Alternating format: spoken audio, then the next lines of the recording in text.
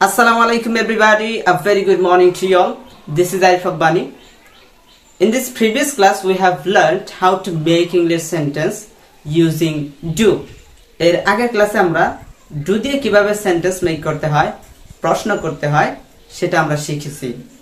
So in this class we will learn how to make English sentence, how to make English question with did.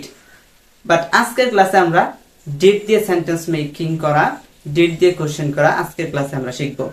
So আপনি যদি সহজেই এই কোশ্চেনগুলো করতে শিখতে চান অথবা প্রশ্নগুলো করতে শিখতে চান সহজে এবং সেন্টেন্সগুলো তৈরি করা শিখতে চান তাহলে watch the full video, don't skip this video. Okay, let's go. First of all we are watching did. did দিয়ে আমরা সেন্টেন্স মেক করা শিখব, কোশ্চেন মেক করা শিখব. Let's go. আমরা লিখতে পারি did you go. এখন আপনি বলতে পারেন what is the meaning of did you go? Did you go? What is the meaning of did you go? এর আগে আমি আপনাকে বলে রাখতে পারি যে did আপনি কখন ব্যবহার করবেন? অতীতে আপনি কোনো কিছু করেছিলেন, মানে এর আগে কালকে কোনো কিছু করছেন, তার আগে কোনো কিছু করছেন, এক কথায় অতীতে আপনি কোনো কিছু করছেন, এই ক্ষেত্রে আপনি did ব্যবহার করবেন. Have you understand? আপনি কি বুঝতে পারছেন? এবার আপনি যদি বুঝতে পেরে থাকেন তাহলে এই সেন্টেন্স এই কোশ্চেনটার দিকে আপনি লক্ষ্য করেন. Did you go মানে তুমি কি গিয়েছিলে? Did you go তুমি কি গিয়েছিলে? এখন যদি আমরা এই go এর নিচে আন্ডারলাইন করি তাহলে আমরা এইভাবে বলতে পারি, আমরা এখানে আমরা আরো কিছু ভোকাবুলারি লিখি, যেমন লার্ন শিখা, read পড়া, play খেলা, write লেখা,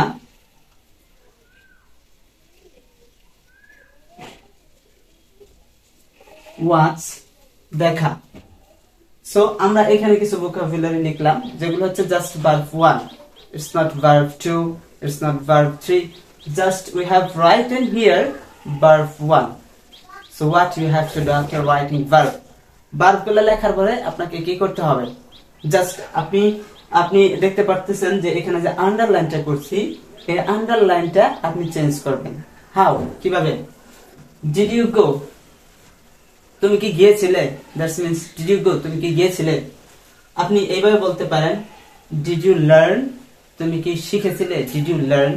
আমরা জানি যে লার্ন শব্দের অর্থ হচ্ছে শেখা, তাহলে এইভাবে বলতে পারি did you learn? তুমি কি শিখেছিলে? Did you learn? আপনি বারবার এইভাবে বলবেন did you learn? Did you learn? তুমি কি শিখেছিলে? রাইট. নেক্সট হচ্ছে did you read? আপনি বলতে পারেন did you read? তুমি কি পড়েছিলে? আমরা অনেক সময় কিন্তু এই কোশ্চেনগুলো করে থাকি আমাদের ফ্রেন্ড সার্কেল, বন্ধু বান্ধব বা ব্রাদার সিস্টার, তাদের সবাইকে করে থাকি. তুমি কি পড়েছিলে? Did you read? স্যার পড়া জিজ্ঞাসা করলো, তুমি কি কালকে পড়েছিলে? তখন আমরা বলি Did you read yesterday? তুমি কি কালকে পড়েছিলে? Did you read? তাহলে Did you play? Play তুমি কি খেলেছিলে? একটা কথা মনে রাখবেন, play আপনি এটাকে play বলবেন না. It's not play, it's play. Why? The main reason is P K আপনার ফ উচ্চারণ করতে হবে ফি, ইটস নট পি, ফি. এবং লাস্টে যদি কোনো ভার্বের লাস্টে শেষে যদি এ ওয়াই থাকে তাহলে সব সময় আপনি এটাকে এই উচ্চারণ করবেন. কি উচ্চারণ করবেন? এই উচ্চারণ করবেন. আমি আবারও বলছি, কোনো ওয়ার্ড বা ভার্বের শেষে যদি এ ওয়াই থাকে তাহলে আপনি এই উচ্চারণ করবেন. প্লে, স্যাটারডে,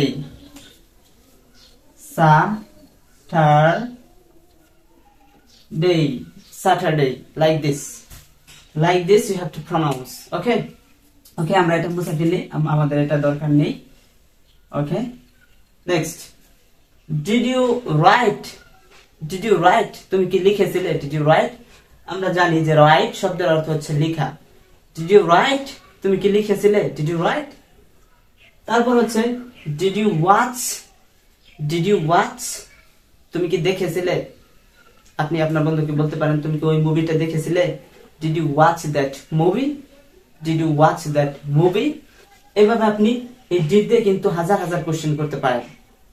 তো আমরা সহজেই তো ডিড দিয়ে হাজার হাজার কোশ্চেন করা শিখে গেলাম। এভাবে just we will change the verb 1 and we will make question, right? আমরা জাস্ট verb 1 টা চেঞ্জ করব এবং হাজার হাজার কোশ্চেন সহজেই আমরা মেক করব। বাট আনসারটা কিভাবে দেব, রাইট? আনসারটা যদি আপনি দিতে চান তাহলে আপনি বলবেন এইভাবে হচ্ছে ডিড ইউ গো, তুমি কি গিয়েছিলে। আনসারে আমরা মানে সাধারণত এটাই বলি যে ইয়েস আই ওয়েন্ট, হ্যাঁ আমি গিয়েছিলাম, হ্যাঁ আমি গিয়েছিলাম। তো এই ক্ষেত্রে হবে ইয়েস আই ওয়েন্ট।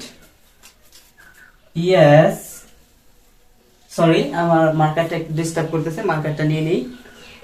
মার্কারটা কোথায় রাখছি, পকেটেই রাখছি আই থিংক সো। সো আপনি এইভাবে লিখবেন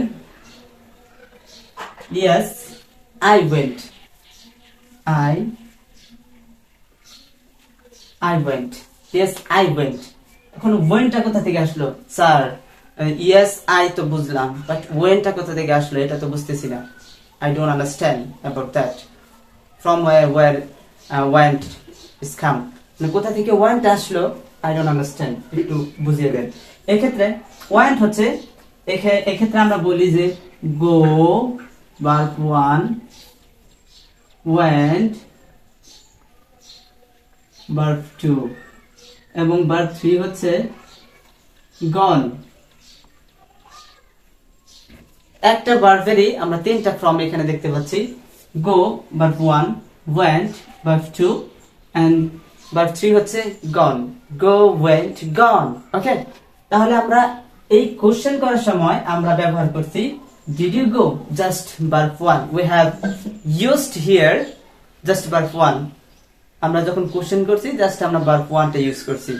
বাট যখন আমরা আনসার দিতে যাব then we will use verb 2, yes I went, তখন আমরা কি করছি verb 2 টা ইউজ করছি।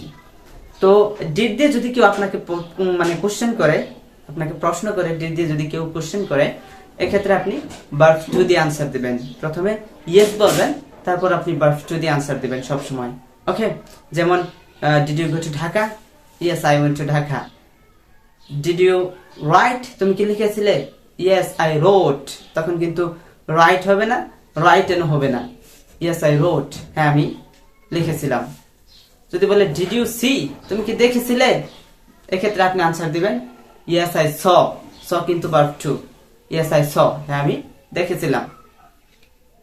তাহলে আমরা অনেক সময় বলে থাকি তুমি কি করেছিলে, আমি তোমাকে এই কাজটা দিয়েছিলাম, তুমি কি করেছিলে। did you do, তুমি কি করেছিলে, did you do, তখন কিন্তু আমি বলবো এইভাবে যে আমি করেছিলাম, তখন কিন্তু do বললে হবে না, yes I do, no this is not correct, you have to say yes I did, yes I did, কারণ did হচ্ছে do এর past form। ওকে, তো আপনি এইভাবে আনসার দেওয়ার সময় আপনি verb 2 ইউজ করবেন। আমি সংক্ষেপে এখানে লিখে দেই just verb 2, you will use verb 2 here। এইভাবে আপনি আরো কোশ্চেন করতে পারেন। সো এখন আমরা যদি অ্যানসার যাই, এইভাবে আমরা বলতে পারি did you go, yes I went, হ্যাঁ আমি গিয়েছিলাম।